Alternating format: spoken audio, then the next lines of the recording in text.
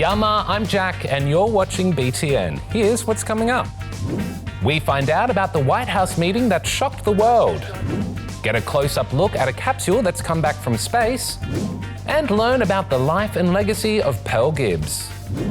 But first today to ex-tropical Cyclone Alfred. All last week, people were getting ready for the storm as it tracked towards southern Queensland and northern New South Wales. And on the weekend, it made landfall. Here's Nat to fill you in.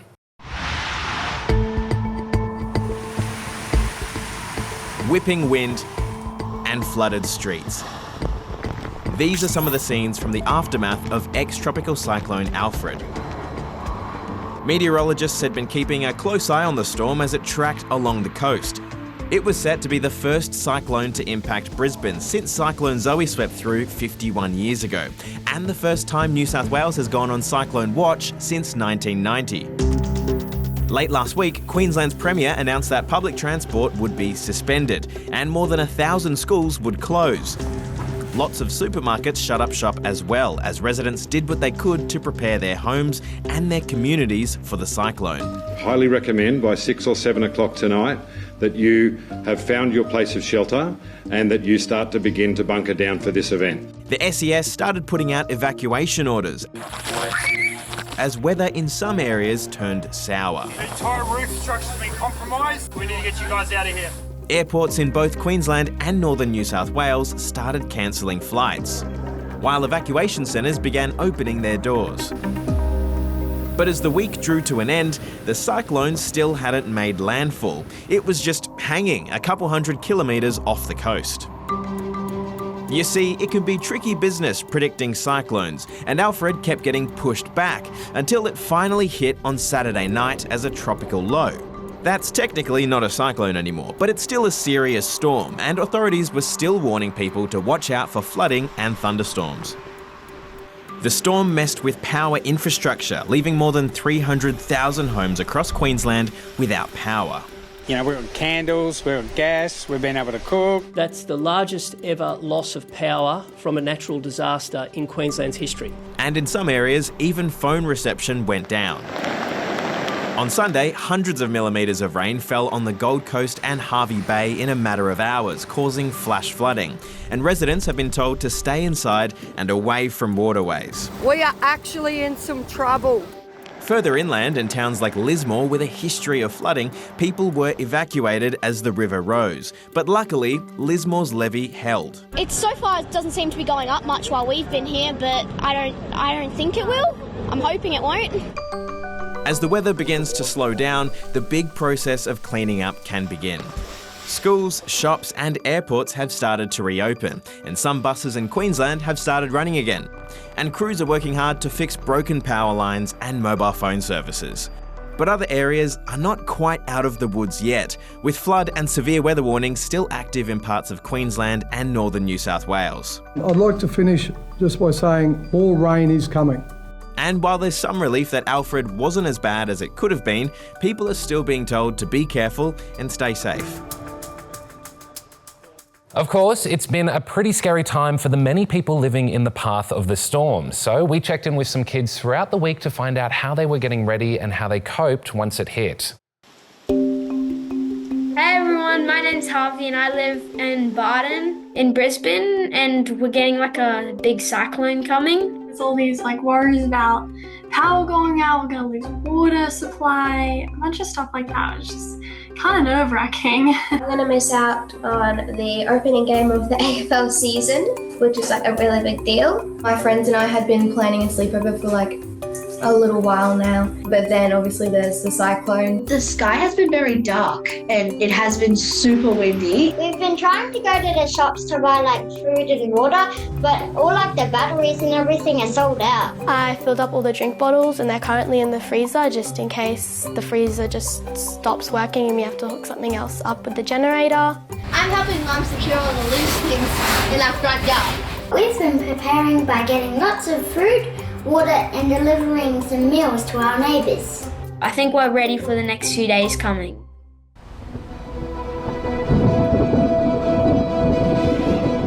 Right guys, it's about 8:25 PM on Friday night. We've tied all our stuff up on our deck to stop it from blowing around. currently that's doing its trick. Tonight, my family and I will be sleeping in the downstairs part of our house to shelter us from the wind and the rain and falling trees and tree branches.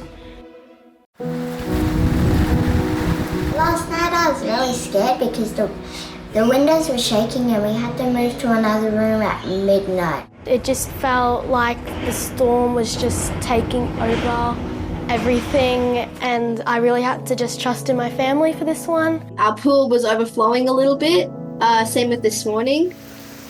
Outside of our house, we have like a big tree. Well, our neighbor has a big tree, and like one of the branches has snapped and come down on our garden. Tropical Cyclone Alfred has turned into a Category 0, so it's just a lot of wind and rain now. We thought the cyclone was going to be gone, but the wind and rain has been blowing everything around, so it's been pretty hard. Oh wow, it's a tree!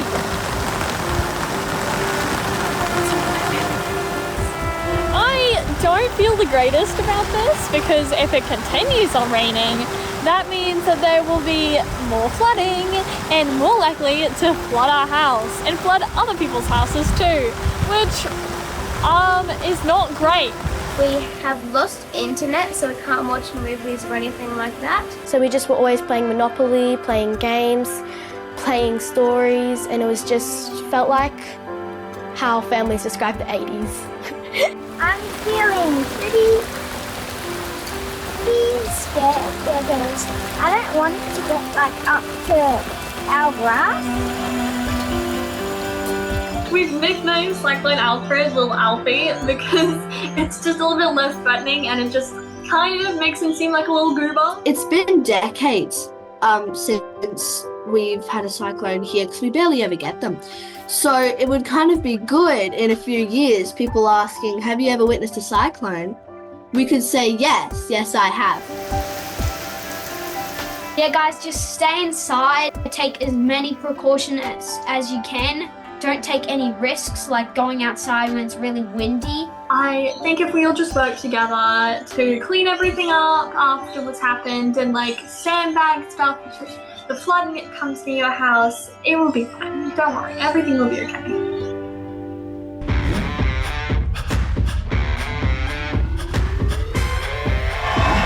Do you know the name of this Australian leader? It's WA Premier Roger Cook, who will be keeping his job after Labor won the state election on the weekend. Western Australia has voted for a future which is made in WA. Last week, Donald Trump delivered his first address to Congress since returning to office. America is back. What did some Democrats do to protest? Did they wear pink, hold up little signs, walk out, or all of the above? They did all of those things. A number of Democrats came wearing pink to protest against policies that they say negatively affect women. Many also held up signs reading false and this is not normal, while others walked out during the 100-minute-long address. Butch Wilmore and Sonny Williams are set to come back to Earth this month after a trip to the ISS that was supposed to last 8 days. How long did it actually last? 1 month, 9 months, or a year? It was 9 months. The Boeing Starliner that they arrived on had some issues and wasn't safe for the journey home, and they'd been waiting for a lift.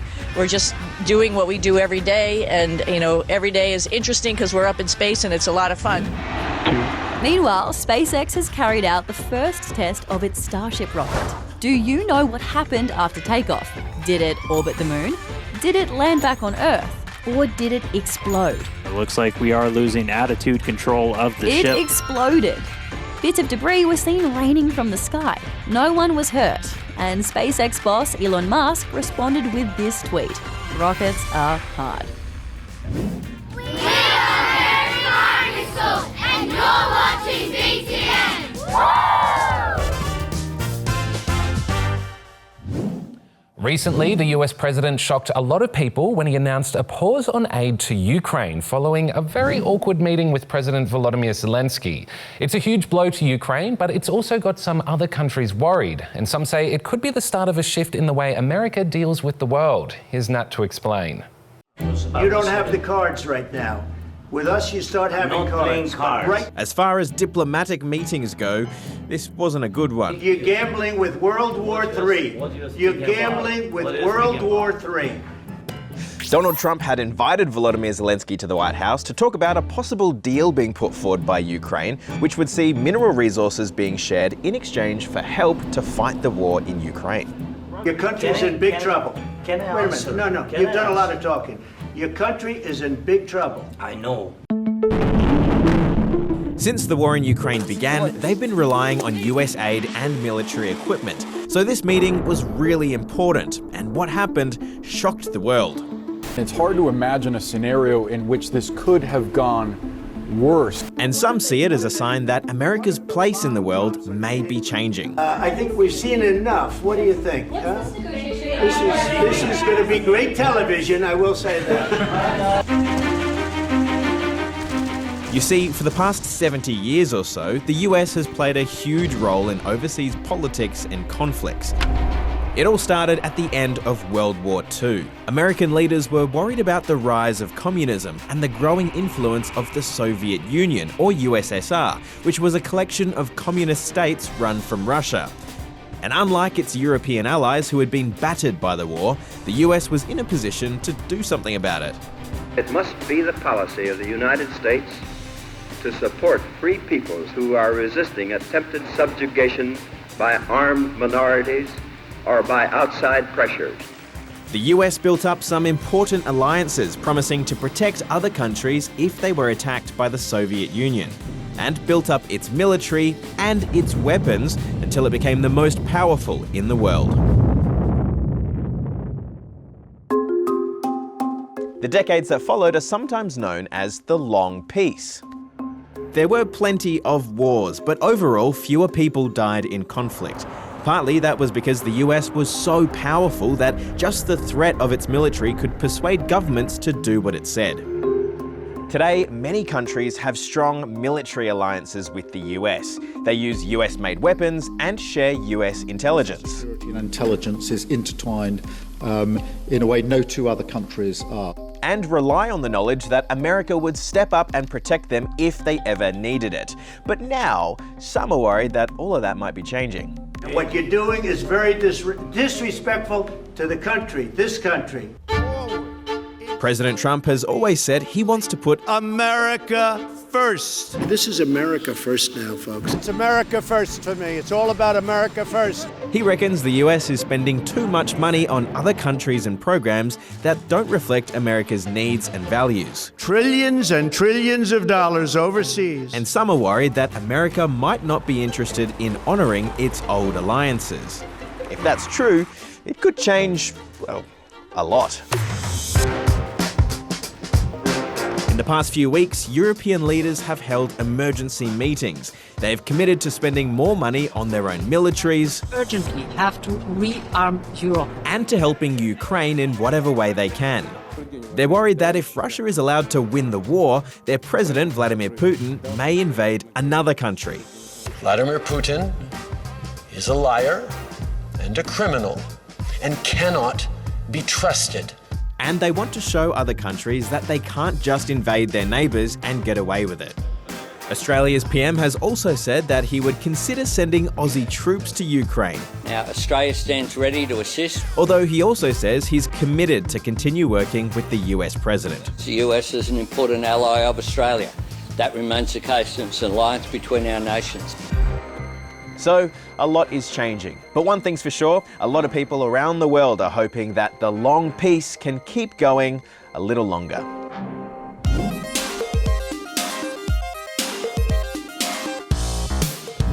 Do you know the name of the military treaty between the USA, Australia and New Zealand that was signed in 1951?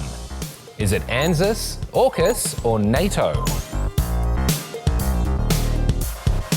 It's ANZUS, which stands for the Australia, New Zealand and United States Treaty.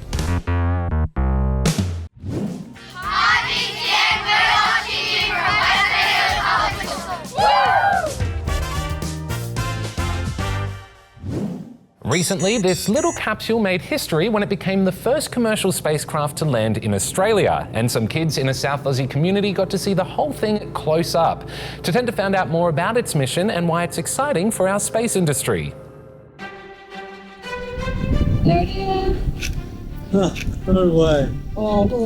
It's not very often you get to see something hurtle through the atmosphere and land in your backyard. But these kids in Kaniba got a front row seat as a space capsule came back to Earth.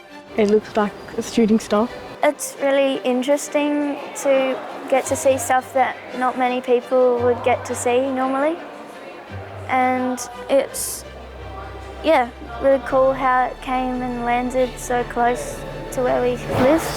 That round thing behind Taylor is the VADA W2 capsule. 3, 2, 1.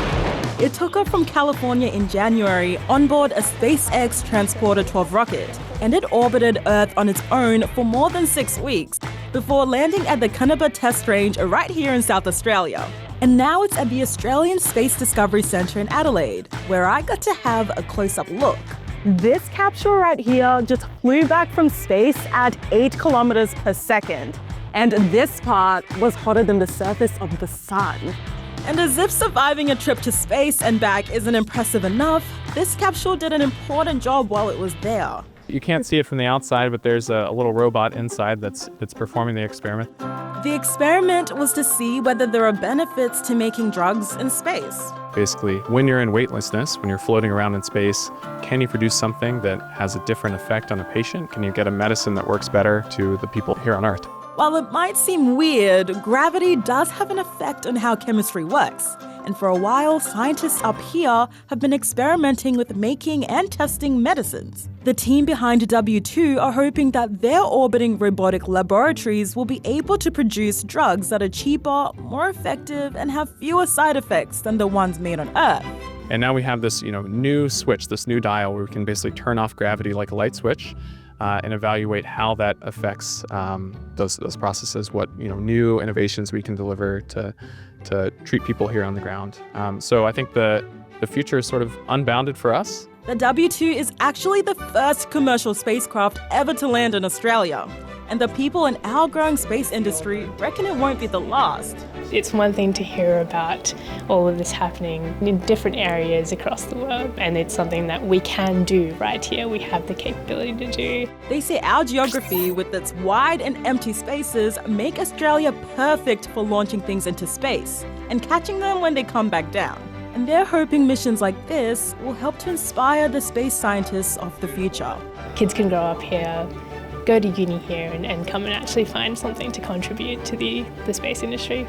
Gets you really curious about all the different stuff that you have to do and the jobs, and it'd be pretty cool to do it.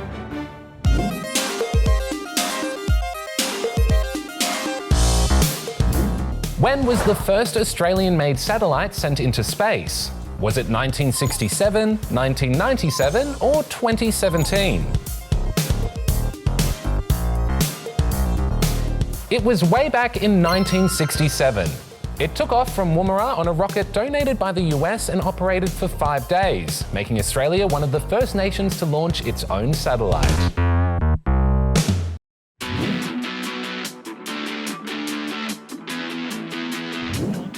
The AFL season has kicked off, a little bit slowly. The league postponed the 2 opening round matches set to be played in Queensland because of the approach of Tropical Cyclone Alfred. The show went on in Sydney, with the Hawthorn Hawks defeating the Sydney Swans in a 20-point win on Friday night. While on Sunday, the Greater Western Sydney Giants thrashed the Collingwood Magpies in a 52-point victory. To basketball, where the Bendigo Spirit has won this year's WNBL Championship Series, defeating the Townsville Fire 2-0. Spirit's Sammy Whitcomb led the way in Game 2, finishing with a game-high 26 points, and managed to snag the Grand Final MVP as well. It's Spirit's first title in 11 years. India's cricket team has won the ICC Champions Trophy final in a 4-wicket victory against New Zealand in Dubai on Sunday. India was chasing a 252 win against New Zealand's Black Caps, and they started off strong with skipper Rohit Sharma scoring a 50. KL Rahul's unbeaten 34 guided India across the finish line with 6 balls to spare. It's India's 3rd Champions Trophy win, making them the only team to ever win the tournament 3 times. And finally, to the proud sporting tradition of jumping off a jetty in a costume. This is the Birdman Rally Splash competition, where people try to fly as far as possible across the Yarra River. For most people, it's really more of a jump, but winner Tony managed to actually glide for 8.8 meters. It's all for a good cause, with competitors raising money for a kids' cancer charity.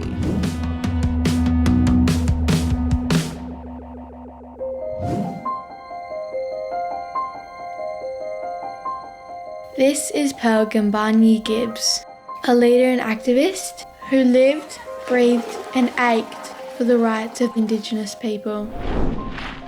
She was born the same year that Australia became a nation, but the new country's new constitution didn't recognise Pearl or her mother, whose ancestors had lived here for tens of thousands of years. It said the government couldn't make laws for Aboriginal people, or even count them as part of the population. Their lives were heavily controlled by the state's Aborigines protection boards, which had the power to take children from their families and control where people lived, went to school and worked. Racism and injustice shaped Pearl's early life. She grew up with her mum and sister around Yass in New South Wales. She wasn't allowed to go to the public school and was educated at a Catholic college. After school, she found work as a maid, where she met young women who'd been forced to work for wealthy white families. Pearl burned for change. She became an activist, and in this Sydney building helped to organise the historic day of mourning protest. It took place on January 26, 1938. On the 150th anniversary of the First Fleet's arrival in Botany Bay, and helped to draw attention to the injustices of colonisation. Pearl was charming and persuasive, and when she spoke, people listened. In 1941, she became the first Indigenous woman to speak on Australian radio. And in 1954, she became the first and only Indigenous woman to sit on the Aborigines Welfare Board, in an effort to change the system from within. Then she set her sights on changing the Constitution. Pearl and her fellow activists campaigned for a referendum, a big public vote, on removing the sections that discriminated against Indigenous people. And in 1967 it went ahead. More than 90% of the country voted yes, the biggest yes vote in Australia's history. The result of the referendum on the Aboriginal question was a resounding triumph for the Aboriginal cause. But Pearl's fight wasn't over. She kept campaigning and saw more changes. We will legislate to give Aborigines land rights. Pearl Gibbs died in 1983 in Dubbo, New South Wales, in a country she helped change for the better. While the fight for justice and equality hasn't finished, her legacy won't be forgotten. Well, that's it for now, but we'll be back next week with more. Until then, you can check out our website and keep up to date with Newsbreak every weeknight right here in the studio. Have an awesome week, and I'll see you next time. Bye!